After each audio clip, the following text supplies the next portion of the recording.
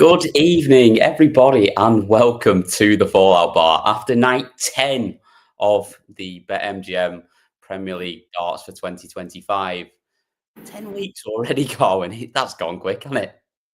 Yeah, it feels strange, really. We're sort of well past halfway now, and it's sort of shaping up nicely in terms of the table, and maybe what we expected to happen is happening. But tonight is one of those nights that will just be like it was meant to be. It's sort of, if you could pick a perfect way for a night to end, in Premier League darts anyway, if this was the one, I feel like it was just magical.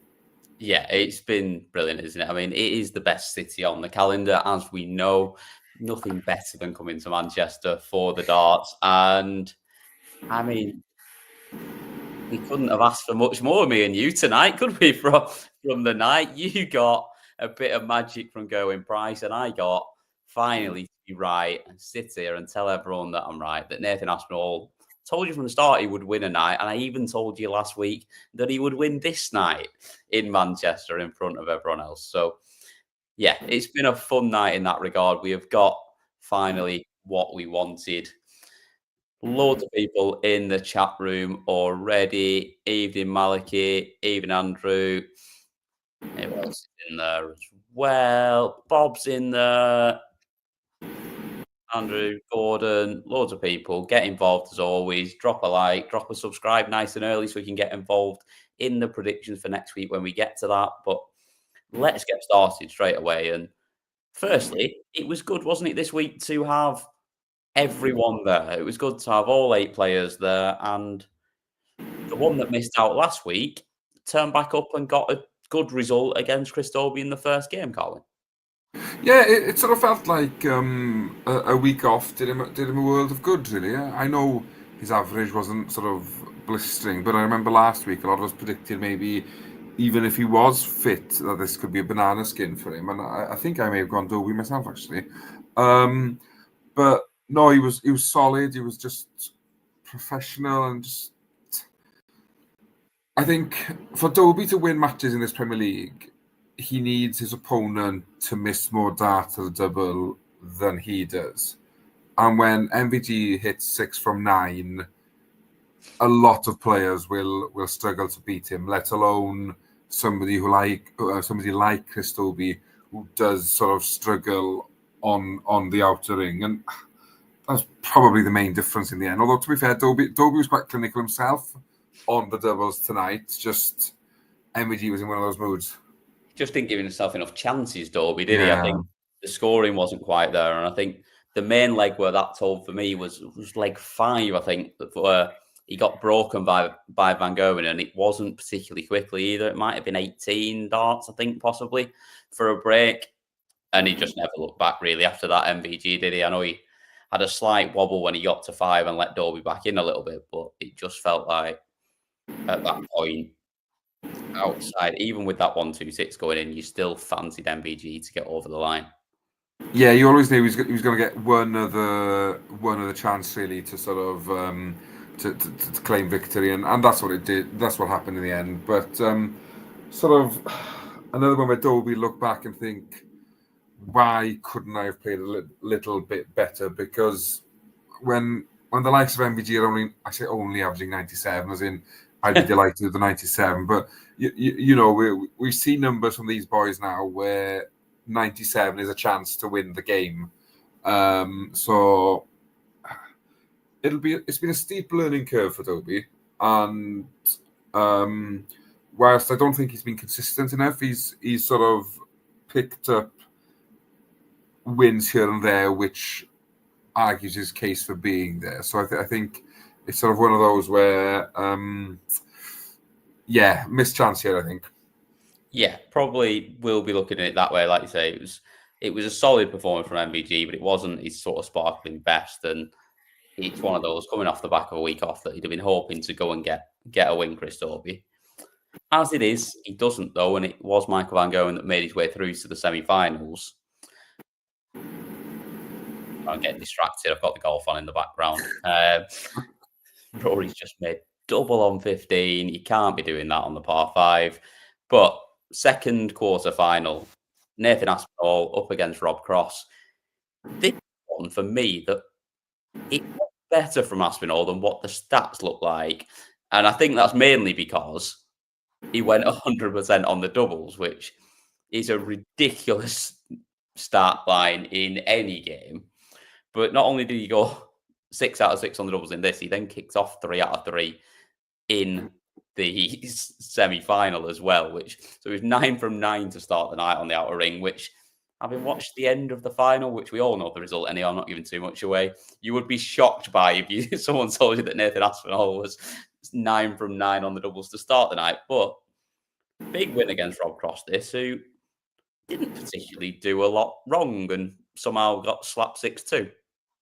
Yeah, it was purely a case that the Asp just didn't give him a sniff, really. As you say, if you go 6 from 6 in your doubles, you're very hard to beat unless you have an absolute mare on the scoring department, and it just you could tell really that tonight meant so much for Aspinall, and not just sort of the fact that it's a big game against who was his closest rival really for that fight, trying to get in the top 4, just on the cusp of it. But the fact that it's his home crowd, and we all know that he loves a good walk on and the crowd sing along, and he wanted to put a good show on, because what we see more often than not is the local kid. The local kid to wherever the night takes place have an absolute mare, and the Asp didn't want to join that group, and he did enough. As in, I thought the 130 was special, and obviously, funny enough, when he went 4-1 up 10, I thought, that's probably it now. Cross's race is run, and then obviously he comes back to the 127 straight afterwards. So that's what I know. That's all I know about that. But that's it. Professional from the Asp without being outstanding, but yeah, you find those 80+% on your doubles, and you're going to win more matches than you're not, just because at this level they're that good. Yeah, 100%, and completely agree with you on that. It was a huge win. It felt big, obviously giving him then that chance to go into the next game in the semi-final up against Michael van Gerwen, who was at that point in that 4th spot. It would have been a big loss if he'd missed out on 2 points here tonight. Like, even just dropping 2 points to Van Gerwen would have opened that gap up massively. The fact he then got the chance to go on and play him and kick on from there, it's just thrown it wide open now, hasn't it? Yeah, and I think that's what we want, really, wasn't it? As in, I think most darts fans would tell you they expected both Lukes to run away with it, and funny enough, I thought Michael might have just clung on to the tails of their coats as well, but hasn't been the case, which has made it better, because now effectively you got 6, or you did have 6 from the start fighting for 2 places. As it is, I think it's probably 4 fighting for 2. Yeah, but it does add spice to it, the fact that Aspinall's clinging on to that fight as well, and it makes it exciting with 6 weeks to go. As in, the only thing we can probably guarantee is that Littler and Humphries will be 1 and 2 seeds on finals night. I'd imagine it'll be Littler 1, Humphries 2, but that can change. I'd be very shocked if it's anything but that. Yeah, exactly. Somebody's had a massive fall from grace if that happens. But as in, we've now in a situation where you got 4 top players, 4 players capable of winning a night, but also 4 players capable of having an absolute meltdown and losing the quarterfinals. So it'll certainly add entertainment, value to the entertainment that we get to sort of enjoy week by week.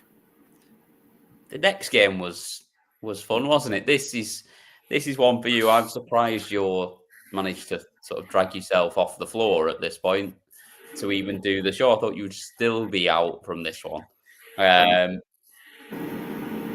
even though he didn't get the win, the only thing you could want other than that from Gerwen Price was a 9-darter, and he delivered. He wasn't really in the game at the point where he hit it. It was 5-1 down at the time, but incredible leg of darts. Few of our darts team were down at the AO Arena tonight. She got a message from one of them about a minute or so afterwards, just saying, "I'm soaked." They're just covered in beer. He was in a Thor costume. It had quite a long blonde wig, which I assume is in a bad way right now. Yeah. So, yeah, it was the reaction. I've seen a few videos from it. The reaction was pretty special in the arena from this. Yeah, it was just a case that Price woke up 4 legs too late, really. And obviously 5-1 down, the shackles are off, your arms a bit looser, there's no pressure. You're expected to sort of roll over and lose 6-1. As in, it's a beautiful leg of that. As in, I think anybody who hits the 9, it's something magical. And I feel like with the Premier League and with sort of the environment the fans create and the buzz that's around it, it sort of does make it extra special if you do get to witness it. And I'd imagine for the players, it's as much of a high as you can get feeding off the crowd, because it's the magical 9-darter is what we want to see. And I found his reaction. Obviously, we come to expect the reaction from Price when he hits the 96 now, but it was almost ironic, really, wasn't it? As in, I've seen him give out bigger roars for a 1-1 24-dart leg. It was a little bit like delayed almost, the Gezi roar. Like he sort of, I don't know, it wasn't the. I think it was he knew he was 5-1 down at the point where he hit it, and he sort of celebrated, and he was clearly happy about it, but he didn't give it the big roar until afterwards, basically. No. Like, he sort of celebrated with Luke at that point and then turned around and sort of gave it the roar. Yeah, that was exactly it, wasn't it? And I think both players knew, even though Price had hit the 9, it was only a matter of time till Luke got over the line, and probably from his perspective, a bit annoyed it got to 3. Could have got a bit nervous then, but yeah, he got over the line, and bit like Asp, really, as in it was sort of meant to happen. He was meant to get the win, and it's quite fitting, obviously, that Luke got his first win over Gezi at Manchester. 7 matches now, something like that. Yeah, I think it was 7 on the trot he'd lost. So yeah, it's quite fitting he did it in front of his Manchester crowd. But Gezi seemed in good spirits, because obviously he's had a decent week himself. As in, I was expecting him to play well tonight, based on his performance at the Pro Tour. But yeah, just little done what he's done throughout, really, where he's sort of bullied people early on or late, as in, and just steamrolls players when he wants to now. Yeah, I think that's the thing, and he did this without actually really littering it like he usually does. There was only one 180 in it. He was comprehensively outscored on the 180s by Price. Obviously, 2 of those coming in the 9-darter, which always helps, but the average was still high, even without him sort of rattling in a ridiculous amount of 180s as well. So it was a very impressive performance from him, the way he dealt with. Obviously, he got a really good reaction from the crowd, and it's difficult to sort of slow it down and play your normal game after that as well, and not try and do too much because of it. So it was very impressive for someone as young as he is. No matter what he's done so far, it's something that he's got to learn to deal with, and he clearly has that in his locker, which is as impressive as anything else.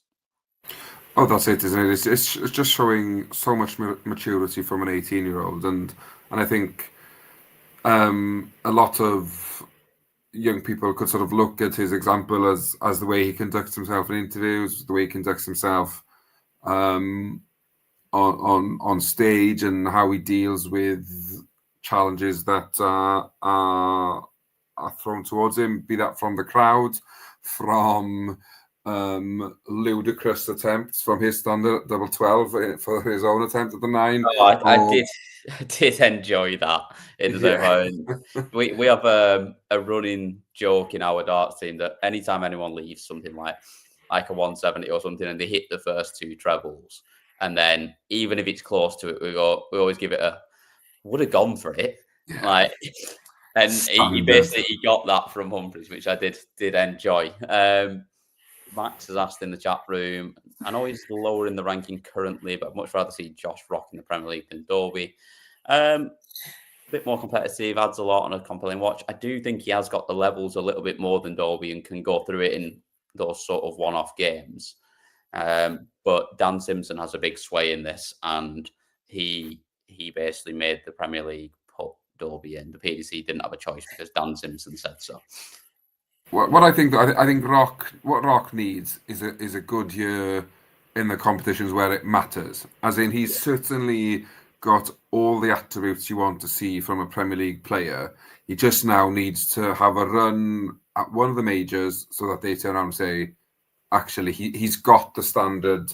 He can maintain the standard over a period of time. And I genuinely think it's only a matter of time until they have to put Rock in there because he's doing some crazy things on the dartboard. Yeah, I do have to agree. I 100% Max, I'm with you. I would rather have Rock in there just because we've seen Dobey in there before. We haven't seen anything different this year from Dobey than we saw from him last time, and I think that's kind of what I expected. We know he is an unbelievably good player, but he's got to start showing it and start showing it when it matters. So I am with you. Like someone like Rock gives you a lot more of that sort of flair and excitement in moments. It's the razzmatazz you want. I also agree with Gerwen that he's got to do it more on the big stage. We haven't seen it. Like we've seen it in moments, but we've not seen a sort of prolonged run and something that really makes people sit up and go, he can do that consistently over the course of 16 weeks. Yeah. Final quarter-final of the night, and I don't know what to say about this. This was utterly ridiculous from Luke. Stephen Bunting is rubbish. That's all I can say. Yeah, 105 average, Premier League, rubbish. Disgraceful. Not good enough. Kick him off the tour. Yeah. I'll be honest. Like, I don't know what to say about 118.43. Like,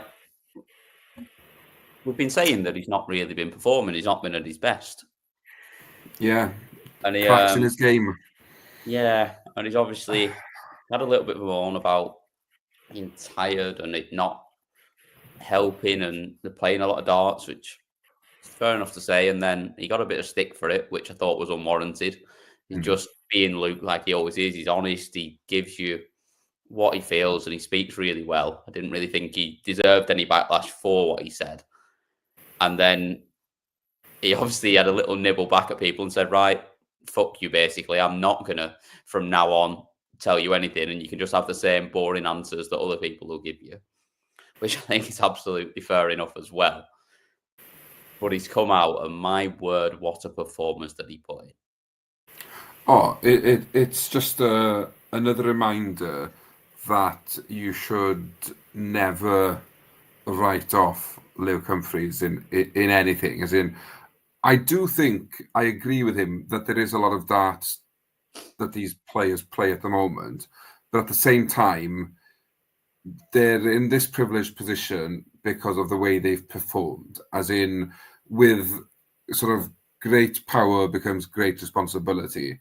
And what you're seeing now is so much darts because there's an appetite for it that the players at the top of end of darts obviously get the big bucks that come with it, but they're expected to travel here, there, and everywhere. Are probably out playing competitive darts 4-5 times a week, depending how they get on in Euro Tours or whatever on the weekend. So there is a lot of travel. Not all close to home. There is no all off around the country for the Premier League. You go into round Europe for the Euro Tours. You've got some of the Pro Tours are in Germany. It's a lot of travel and it's a lot of work. And yes, they do get very richly rewarded for playing what for a lot of people will look at it and say it's a pub sport that we all love playing on the boozer, but it is also elite level sport. It is a lot more than that, and the travel that they put in is why they are getting paid what they get paid as well. And just because you get paid a lot doesn't mean that it's not fucking hard at the same time. Of course not, especially when you've got a young family and you're missing out on things that maybe 95% of us don't because we're not in this privileged position. But I think what Luke has reminded us tonight is write him off at your perils because yes, he may be tired. Yes, he may be a bit frustrated, fed up, call it whatever you want. But at the end of the day, he's got 118 average game in him and he can turn it on when he wants to, when he needs to, and blow away the world number 461, who's himself not being shabby. He's averaging 105, isn't he? He's throwing darts. Clearly pissed some people off as Stephen Bunting, hasn't he? As in, it's ironic, isn't it? I remember I looked back at his stats, I think, last week or the week before. He's only averaged less than a ton twice in this Premier League. And both times his opponent has also thrown poorly, but he's not been able to get the win. It's one of those where he's got to laugh or he'll end up crying because he cannot do much more than average 105. Let's be honest. As in, he's done nothing wrong there. It's just once again he's come out against an opponent. Leg. Yeah, he was on fire. On fire. I thought, upset on the cards here. Then Humphries went, hold my beer, hold my drink. Darts players don't drink. Darts players don't drink. Sorry, hold my water. Although, as Maliki mentioned, I do. And if Corona wants to sponsor the show or me, then feel free. Oh, yes, please. So. Yeah. But yeah, from that point then, he did nothing wrong. He missed a few darts at a double, but when your opponent's averaging 118, you know you've got to hit a double to win a leg, then it's pretty much impossible, really. It's just it's one of those performances where you've just got to sort of say, I played out of my skin. Yeah, I don't think you can even. No. I mean, it helps that he's had a really good week. He obviously won last week. He won at the weekend as well. I think it's one where he can just walk away and go, well, it's not that far home from here. Yeah. Not really care about it too much because what else could he have done there? Yeah, just sort of say, I lost 118. Third highest average in Premier League history by Luke Humphries, that. Just sort of shake his hand and say, well done, mate. As in, yeah, I did my best, but you were just unreal. Yeah, basically give it there's no bloody need for that, was there? And just walk off laughing. Yeah, did you want to see my family cry? Because that's what you've done, Luke, with that performance. But no, as in, and this is the problem. This is what I wish people would realise. These top players will get criticism, will get sort of trolls messaging them, get abuse and stuff. They will pack up at one point and just say, not playing anymore. Yeah. That is when we're in trouble then, because don't get me wrong, we have seen great players in the past. We have seen amazing world champions, amazing ambassadors for the sport.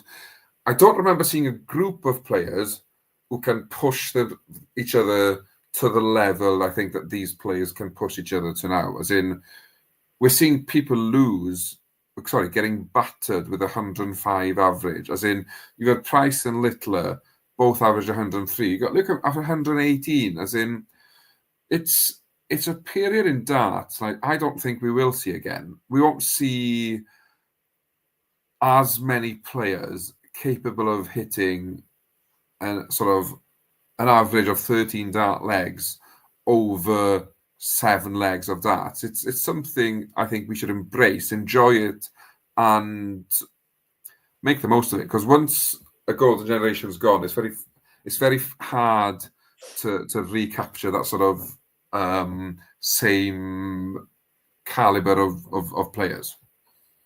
Yeah, 100%.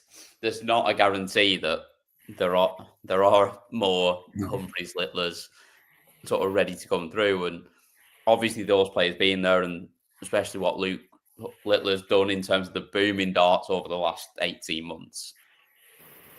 there'll be a lot more people playing it, and you would like to think that it will go that way, but there's no guarantee. Like, could have an absolute Man United slump in darts where just everyone's shite for 15 years.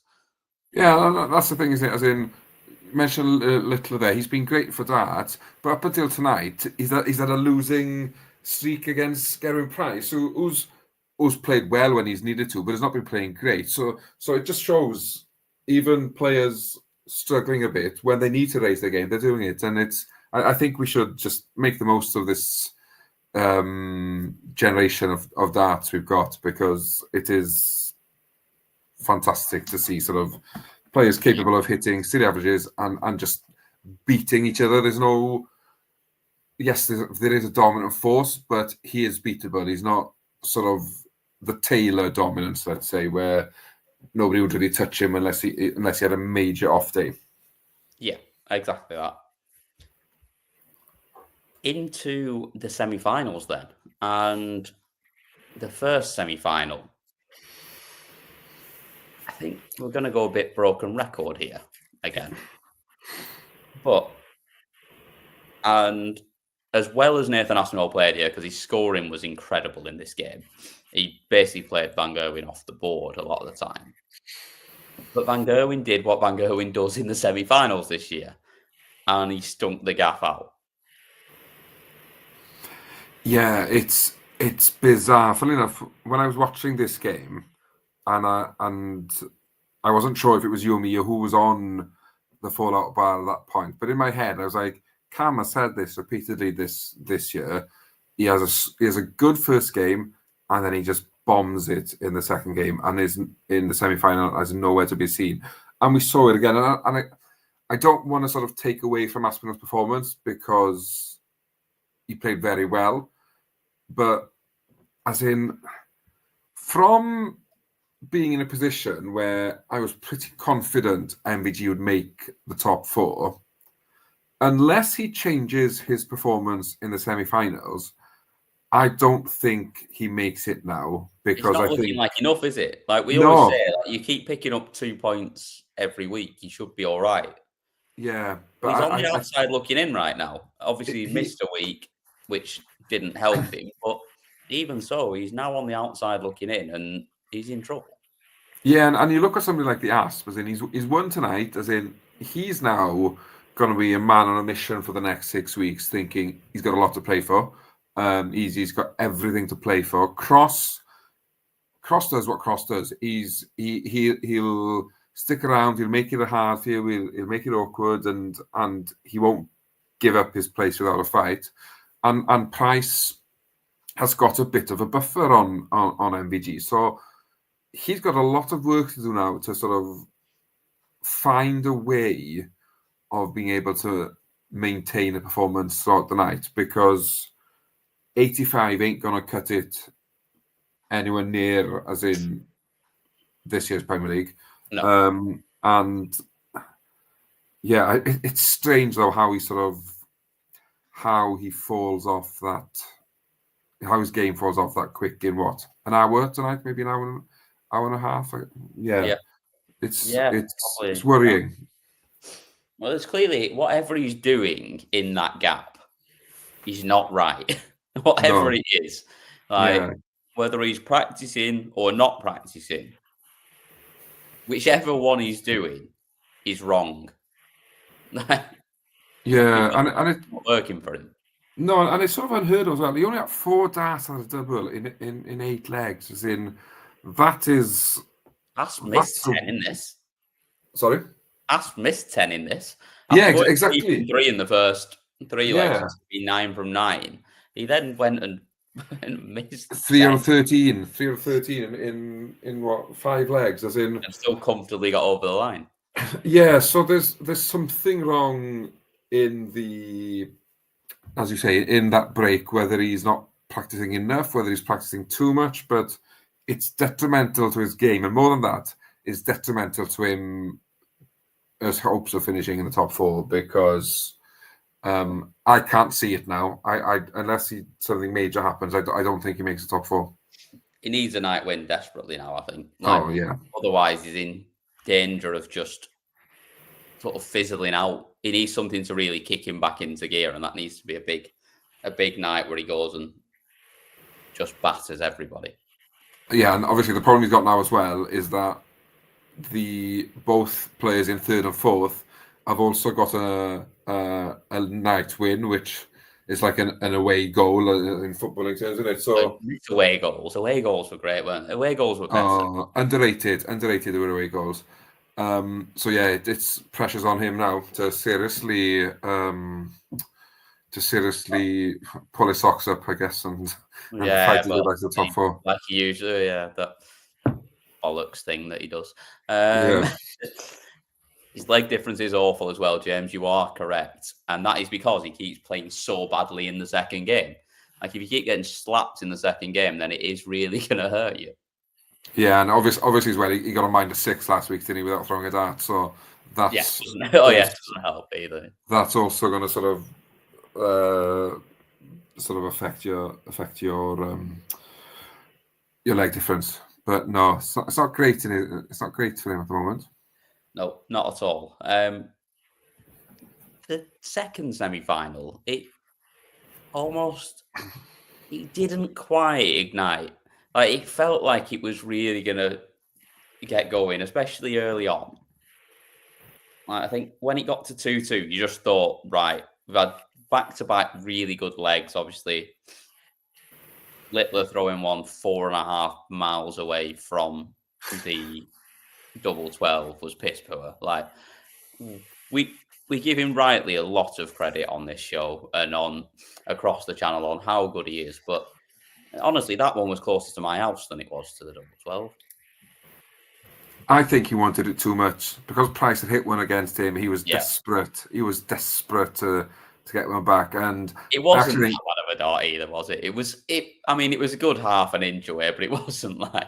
No, but for Littler standards, it was a mile away. But yeah, you don't expect it to be that far away, especially with how good every dart was up until that point. Yeah.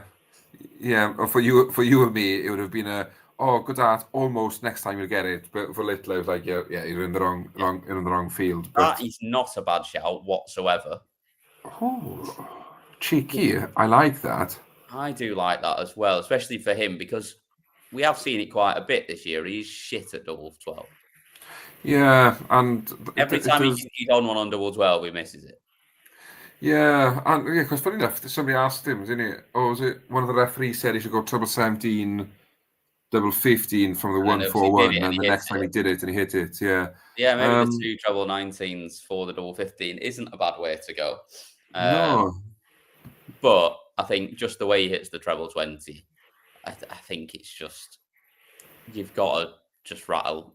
I think you've got to stay there because as soon as he puts one in there, you just fancy him to follow it, and he is really good. He's good on whatever he goes for. Like, he could just do whatever the fuck he wants, really. Like, he's that good, isn't he? Like, yeah. Well, that's the thing. As in, if he wants to miss 17 darts at a double, he can miss 17 darts at a double, and that was the tail really here, wasn't it? As in, his scoring was there.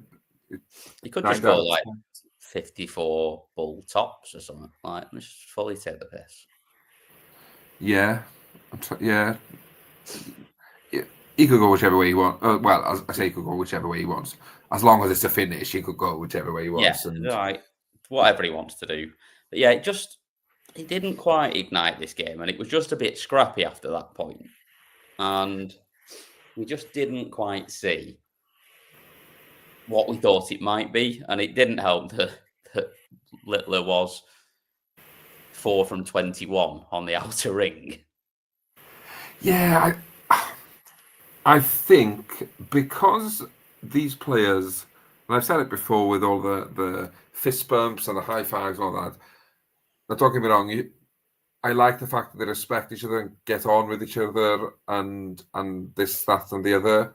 We want a bit more, just a little bit more edge, don't we? Like, you want that Darren Gurney's shoulder into Whitlock. You want the Price. You want a bit of niggle. You want something to spark it and just go like full Chris Eubank Jr. and slap an egg on someone's head at the start. Yeah, or do a collar eye punch the boat, something to sort of get the blood. Sometimes it's a bit nicer. It's a bit like that. I don't know if I'm going off topic again. I already got someone gave me shit for mentioning the golf, but yeah, anyone watch that fucking bollocks rubbish Manchester derby on Sunday? I knew you were going to say that before you even started. I knew what you were talking about. They're all mates now, aren't they? Like they're all in China White on a Saturday night together, having a beer, and I nearly went somewhere. I want to see studs. Basically, that's what they're doing. Like, there's no edge anymore. There's no one. Like, it's the worst derby in the world because they're all just mates and pals. Yeah, no. What goes on, and like no one's kicking each other. Yeah, you want to see a little bit more of it because it is getting a bit too nicey. And I think the problem is obviously Price was always the pantomime villain, but people have given Price a chance and realised he's actually quite nice. So he's lost that sort of. He still gets booed, obviously, but it's not the same sort of it's not the same sort of venom to it. It's not like we hate you. Now it's a bit like, oh, we've got to boo him because it's Price sort of thing. And he just like plays along with it, but he's not like getting annoyed about it anymore. Yeah. We need more of like what Price was doing against Bunting last week? Yeah. When he was when he's 45. Go on. Yeah, giving it on like that 26, get it. So that's what you want, yeah. Because it's just especially like Van Gerwen's the one that I want to see it out of as well, because like he's got that edge and he is that sort of character where he will give it that, and we're not even seeing it from him anymore. No, and if he can just come out and do that in that second game, maybe he just needs like 20 minutes in between, just on a punch bag in the back, just with like Littler's face on it, just saw somebody text him like, "Oh, you stink." Something to get them not rattled, but just get that edge to it. It just as in, don't get me wrong, we're witnessing great darts on the whole, but then you sort of see both Lukes in mid-90s, and you're like, "Oh, is that it?" I was sort of we are spoiled, aren't we? We're massively spoiled. Yeah, we are. Yeah, this is it now. We're sort of judging 96 average as being rubbish. I think. Well, it's their fault for playing too well in other matches. If they only average around this, we'd be like, great game of darts, lads. Enjoyed it. Yeah, exactly. They brought this on themselves. Yeah, Humphries dropped 25 points between his first and second game. Stephen Bunting's driving back home thinking, why couldn't he hit a 93 against me? I'd have beaten him 6-1 then. It literally is the case, though, isn't it? Like, that is exactly what we're looking at. But Bunting can't buy a 93 average against him. No, he would love someone to average 93 against him, but it's not going to happen. I've not even looked at who he plays next week yet, but whoever he plays is going to average 104 at least. Yeah, so whoever he plays probably average about 120. It's the way of the world. It is just how it works, and you just got to deal with it. Yeah. On to the final then. And this is where I can do the smug face now, can't I? Yeah. Because I did tell you all last week that he would win this final. It wasn't this final I predicted. I think I had him playing Gezi, but either way, he was always going to win this final. Except for when Luke nearly hit the 170 and then his head fell off completely. He just could not compose himself for love nor money. Like, it was just pure nervous laughter that he could not stop. Yeah, it was almost like he's not going to hit it. He's not going to hit it. First time it goes in, okay. Second time it goes in, oh, he's going to hit it, isn't he? In fact, he got sort of like lower and lower as it was about to happen. I think had the ball gone in, he may have fallen off the stage. Yeah. But no, it was relief, sort of, because obviously he missed a few darts by then to win, hasn't he? And the caliber of player Luke Humphries is, whilst you hope he doesn't hit it, we all know that he's more than capable of hitting it, and Yeah, And he's certainly capable of hitting the 25 that came next when he got another chance. Well, this is it. As in, it just felt like that once that the end of the game sort of doesn't do justice to the rest of it, really, because it just went a bit like who wants to win this 10th leg, and it just it was a bit of a bizarre ending. But I just think it was a bit of an odd game, to be honest. Like, Humphries went into a 3-0 lead, and Asp was averaging about 4.5, and you just thought, like, this is going to be over in no time. And then 3 legs later, Asp's averaging 101. Like, somehow managed to put 104 points on his average to get to 101, and it just nonsense for the first 6 legs. And he went 5-3 up, and you just thought, well, he's got this now. And then Humphries puts a good leg in, gets it back to 5-4, and you just knew, like, if he doesn't win this leg, Aspinall, he's not winning this match. At 5-4, it was all or nothing on this leg. Oh gosh, yeah, because with Humphries having the dart in the decider, and obviously the devastation the Asp would have felt had he lost his own throw in that 10th leg, you'd have just probably, it wouldn't have been the easiest of last legs for him. But it's funny, isn't it? What darts and pressure does funny stuff to us, as in, if you gave both of them that many darts at a double, usually you'd expect them to hit it 2 or 3 times, but just the fact that it had everything on it, and because I'd imagine he probably won't admit that the race is over. Humphries still wants to finish top, and it was a chance to sort of gain a few extra points on Littler. But I think for the purpose of Premier League and the excitement that comes with it from here on in, and the fact that you're such an Asp fan, I think darts won tonight with his victory, and that's what we want. Definitely. And like you say, it is absolutely wide open now in that battle.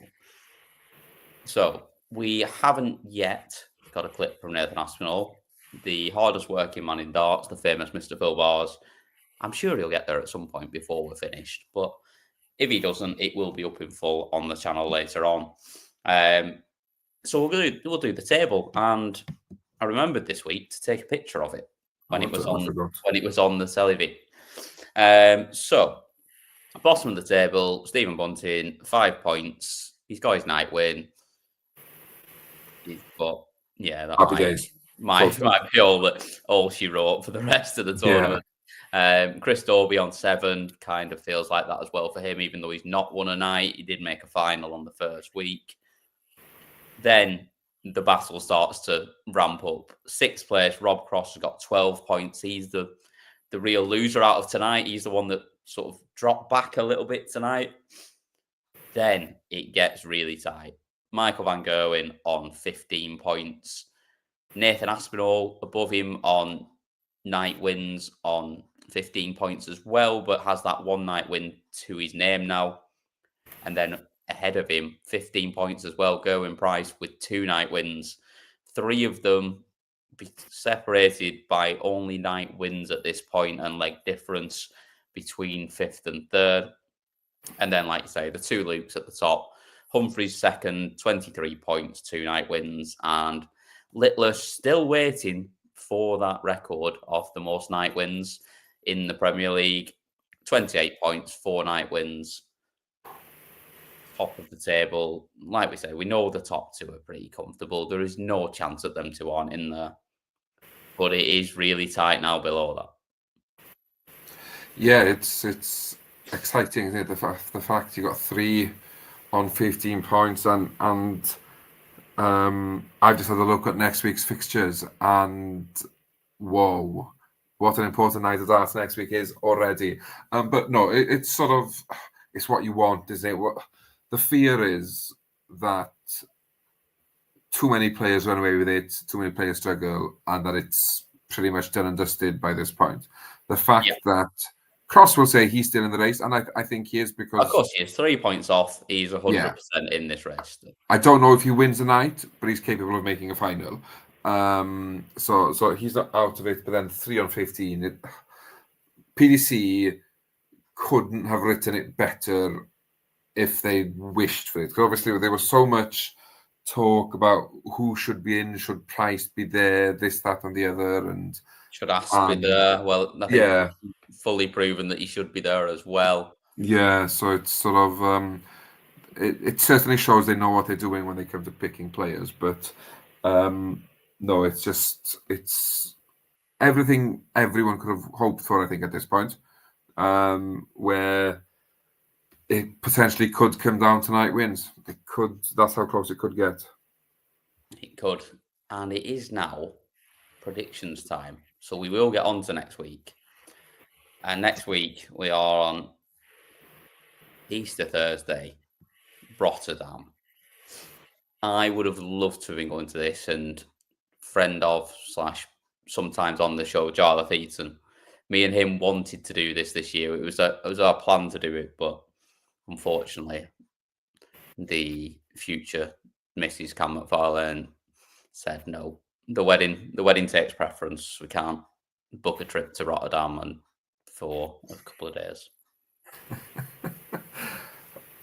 I think it's probably the right call not to go to Rotterdam then, because if I've learned anything, it's that in your case, the Mrs. Cam McFarlane, and in my case, Mrs. Karen Evans, when they say something, we listen and agree and do as we're told. You're a different man to me. But yeah, we do. No, we've got to sometimes just play the long game. Oh, 100%. That's. I'm sure we'll find something next year. There'll be Rotterdam next year, won't there? That's it. There will be Rotterdam next year, and the UK Open, and the rest of it. There we are. All sports trips are back on next year. That's the spirit. That's it. You're not meant to see your other half in the first year of marriage, are you? No, because you spend so much time leading up to it that you get a year off then. It's part and parcel of the deal, I think, isn't it? So, into next week, and we start off in Rotterdam with Luke Humphries up against Chris Dobey. I'll go first on this one because I've just seen what the second game is. Well, we could have gone either way on the second game. Well, yeah, 50-50 that one. I'll go first anyway. Yeah. I see no way that Chris Dobey beats Luke Humphries. I don't, even if it's the windiest arena in the world in Rotterdam, which I assume it probably is because it's huge and there's a lot of people in there and probably a lot of open doors. I just think Humphries is playing a lot better than Chris Dobey is. And Dobey gets 2 legs, 6-2 Humphries. Yeah, I agree with you. I think where the two players are at the moment are in very different sort of places, fighting for different things, and similar to tonight, where Humphries will have more than enough scoring wise, but also he won't be as maybe reckless on the outer ring as I expect Dobey to be. I will give Dobey 3 just because of the wind, but yeah, I think quite comfortable 6-3 for Humphries. Get involved in the chat room as ever. Does Rotterdam begin at 6 or 7 p.m? I believe it is 7. I think we only saw 6 in Berlin because there was a 2-hour time difference at that point because the clocks hadn't moved. The clocks have definitely moved in Europe now as well, so I think it is 7 o'clock next week. Oh, Flash score is suggesting 6:15 for the first game, but doesn't mean it's right though. Sorry to jump in there. I might be wrong then. And yeah, no, it has happened before, not often. But... No, I believe that. Yeah, it is showing. It's right. Hang on. Let me check the Sky listing for next week then. Oh, great minds think alike. That's exactly what I was doing. Will it be on main event? Probably not. It'll be on action on it. Oh, it's not up yet for next week. Usually when we get to this point, it is already Thursday at that point, and it's already up for next week. Well, of course, yeah. We're not quite there yet, are we? 6 o'clock. I'm on. It's 6 o'clock, right? Yeah, Okay, 6 it is o'clock. 6 Yeah. o'clock, right? Okay, so everything I said there was utter bollocks, which is quite often the case. So move on. Anyway, in the chat room, who have we got? Gordon's got it 6-3 for Humphries. Malachi's got it 6-4 for Humphries. Maximus is with me at 6-2. Bob's got it 6-1. He's got a little bit wider. James has got it 6-2. Who else have we got? Alistair's got it 6-4. Evening, by the way, Alistair. Yeah. And Maximus is just laughing at us, which is fair enough. Yeah, so nobody is giving Dobey a sniff next week, which stinks of a Dobey 6-1 or something. Yeah, Dan's probably shouting at the screen now. I'm giving him a 6-0 win, Dobey. Well, he is actually, he wasn't at the darts, but he is in Manchester, quite close to the arena where he's staying. And he was saying it was just full of people in fancy dress. So he is probably sat in his home. He's probably in his hotel room right now, just looking at us going, you pair of... Yeah, somebody give him a sniff. Yeah. He doesn't deserve one. No. He's not shown us anything so far that makes us think he can beat Luke Humphries the way he's playing at the moment. So yeah, it's now your turn to go first on the Cam Carwin derby next week. Second quarter final, Gerwen Price up against Nathan Aspinall. Which way are you going, and why is it Gerwen Price? Right. You know what? As in, had you asked me before tonight, I'd have probably said 6-3 Gerwen Price, but Aspinall winning just puts a different spin on things. Obviously, I'm going to go Gerwen Price because don't want to be banned from Wales. But I think it's close, and could even get a last leg. Yeah, you know what? I'm going to go for it. Last leg decider, quality match. Last leg decider. It's Nathan Aspinall. Yeah, Dutch fans going crazy. Sort of, yeah, 6-5 price. I think in what an important, but both players raised to the occasion. Yeah, like I say, massively important this one for the race for the top four. Obviously, I'm going Nathan Aspinall, and I would be stupid to go anything other than a 6-5. I think this is really close. I do think like, you can barely split them in the table. You can barely split them in the game. I think it lives up to it as well. I think it's a good 6-5. I don't think it's a scrap sort of like low 90s 6-5. I think we're looking at both of them over a ton. Oh yes, please. Properly pushing each other. Who have we got in the chat room? Maximus has got it 6-5 for Price, Ash 6-4 for Bob, Gezi 6-3 for Gordon. He's got it quite wide. Price 6-4 for James and 6-4 for the Ash for Alistair. We are pretty split in the. Yeah, which you'd expect really. Leading to Gezi, but yeah, not a lot in it. And then we are on to quarterfinal number 3. Stephen Bunting against Michael Van Gerwen. Now, we said whoever Stephen Bunting plays will average at least 104. Michael Van Gerwen in Rotterdam is going to come up and, well, you would like to think he'll put the show on. I don't know that his record is all that good in Rotterdam. I think we've seen a couple of trying too hard performances from him at times where he really tries to put it on in front of the crowd. But maybe he needs to do this. And I'm fully with Andrew on this one. Get rid of the green. Become the orange machine for the night. Just do it. Because, yes, it will be loud for him and everyone will be on his side anyway. But if he comes out in orange, it'll just give it an extra little bit. And he'd match the fallout then. Malachi's got Price beating us 6-4, so it's a little bit wider for Price in the last game. Who have we got here? Oh, Maximus has got it 6-4 for Van Gerwen. I'm giving us a bit of time to think about this one. Bunting 6-4 for Gordon. Malachi's got it 6-4 for MVG. Alex has got it 6-2 MVG. Daly, I'm going to throw it up there just because you still believe in Bunting, but you do need to give us a score. Yes, Great Showman. It was always going to happen. I told you from the start he would win a night. I told everyone. James has got Bunting 6-4. And my turn, isn't it?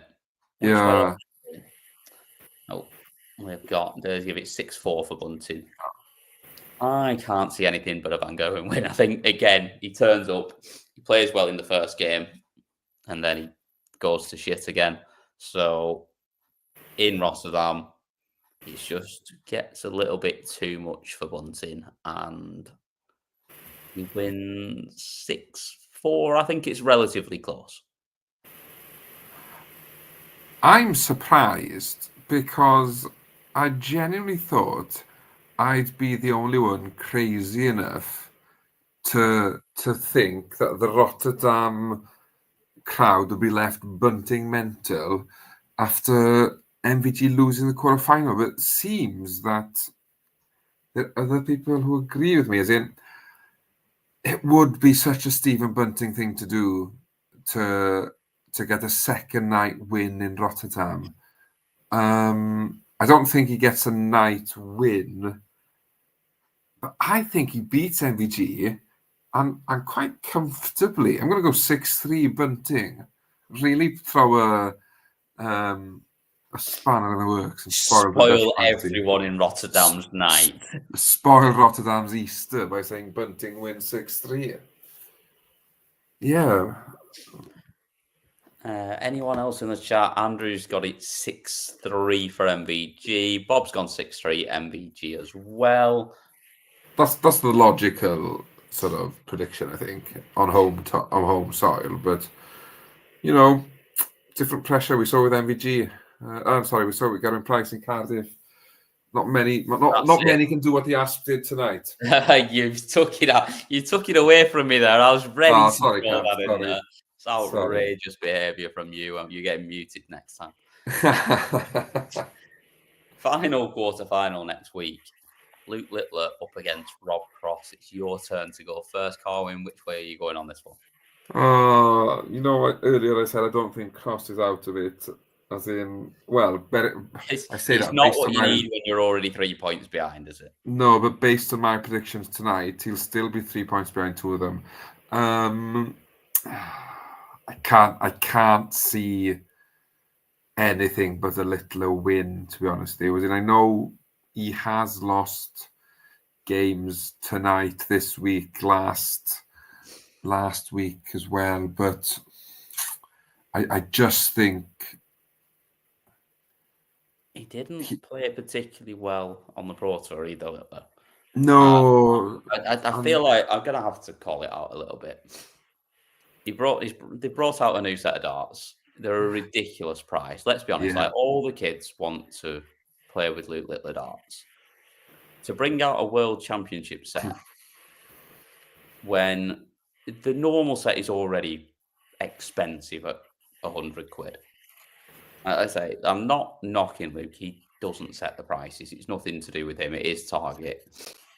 But £150. That's disgusting.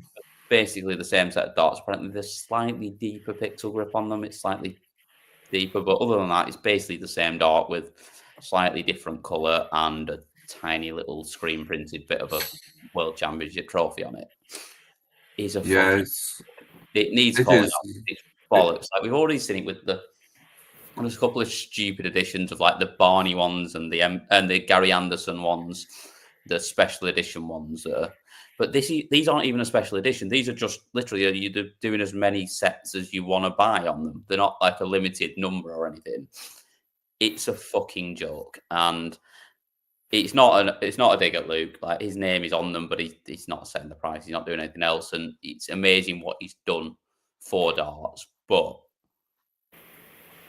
it's ridiculous, and it needs looking at, because like we all know, like, all the kids want to play the darts. They want to play with the same ones he's using. They want to be up there using them, and not just the kids. Like, a lot of people do. Like, look, and it then falls onto the parents, it falls onto everyone else.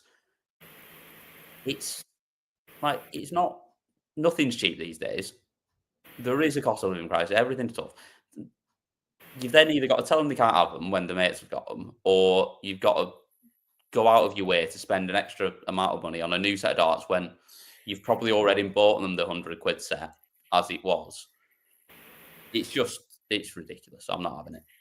No, I think the problem is as well is that you've hit the nail on the head. There is the fact every young kid who wants to play darts now wants to play darts because of Luke Littler. They've seen his name. They've seen him. They've heard it. They've come into darts because of the boom based on what he's done on the dartboard. The problem you've got then is if a parent or whoever can't afford to buy those darts, they do one of two things. They either tell the child, sorry, you can't play darts, we can't afford that. Or, as you say, they go without something else and then they resent darts themselves, which in time will go on to their child or children who then will also resent darts. Whilst effectively we could be driving people away because of the cost of the game. Yeah, and I know they do a cheaper set, like that have got Littler's name on them, but they don't look like his darts. They're nothing like them. Like, No. and just because they say Littler on them, people don't want to play with them. They want to play with the ones that Luke uses. Yeah. And then, like I say, they've got K-Flex in them, which are not cheap either, and don't last forever. You do need to change them quite often. It's not like buying 10 sets of lights at 40p each. Like, so yeah, they are just too expensive. And I know it is the way of the world in sport and elite sport that if you want to wear the same football shirt that the team wear, they are a stupid amount of money now. And even the like replica ones are £70. Like, it is the way that it's going. But darts is meant to be the working class pub sport that anyone can pick up a dart and play. But if you want to drive this big boom of kids getting into darts and all this good publicity we've seen and people doing loads of good work to get darts after school clubs on and free sessions for people to play, don't price them out of buying the darts that they want to use.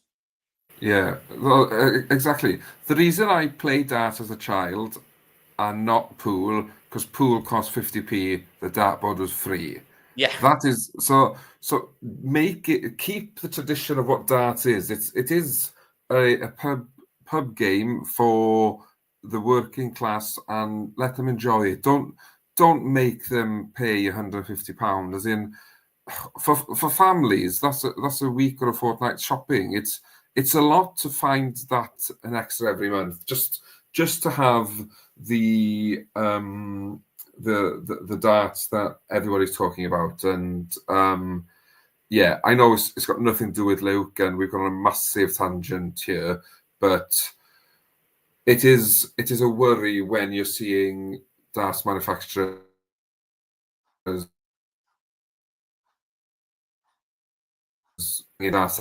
the game is. We also know there's only a small percentage of darts players who win any money in darts. So for most of us, it's just a night out in the pub with your mates playing against another team for bragging rights for your pub, and that's it, isn't it? Well, that's it. You've got to add on the price of a pint or a J2O with the little and everything else as well. It just all adds up, and it's just, yeah, let's make darts affordable for everyone again. 100%.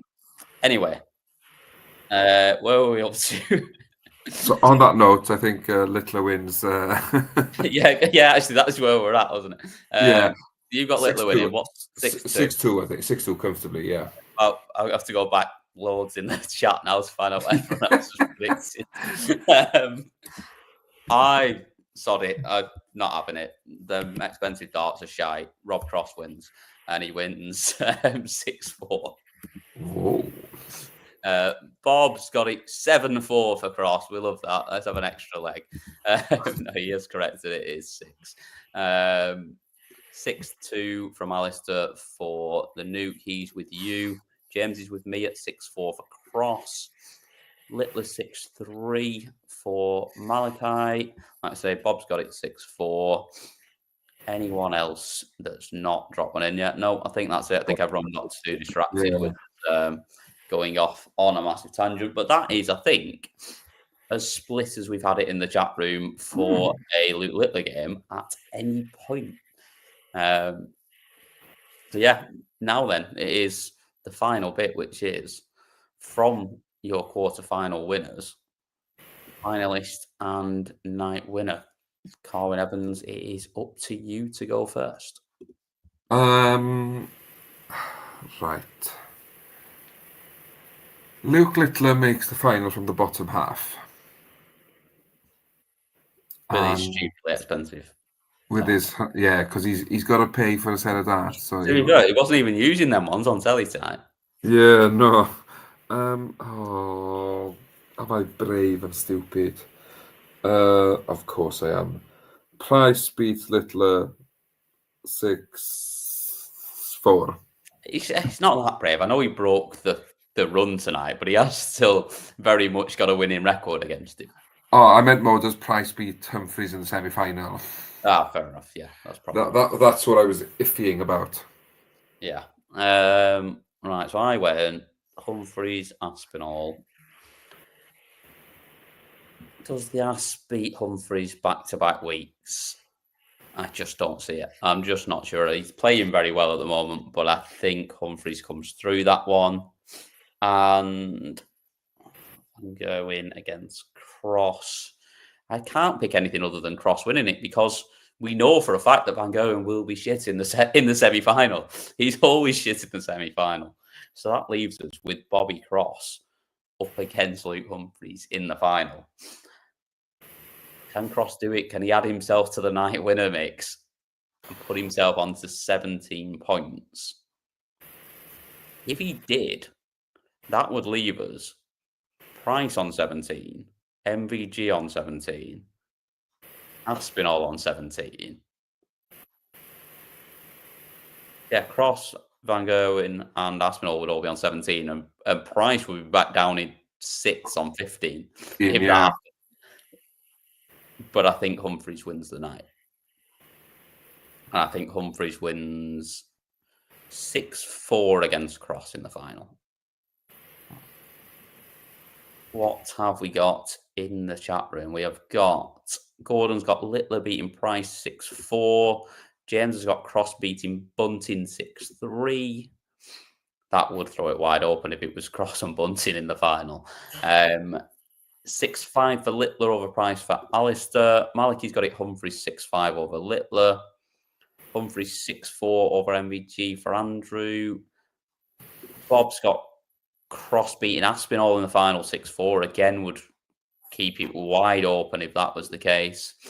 Cross beating Humphries 6-4. Maximus has gone the other way to me in that one. Littler 6-5 over the Ass for Alistair.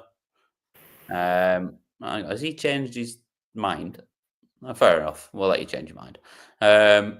And finally, James got it Cross 6-4 over Price. A lot of love for Bobby Cross in the chat tonight. I like it. So do I. I'm a big fan of it. But yeah, it's sort of wide open. No one's got a clue what's happening in Rotterdam next week. No.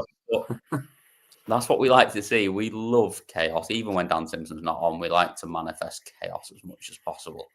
To nick his catchphrase. We haven't got Nathan Aspinall yet.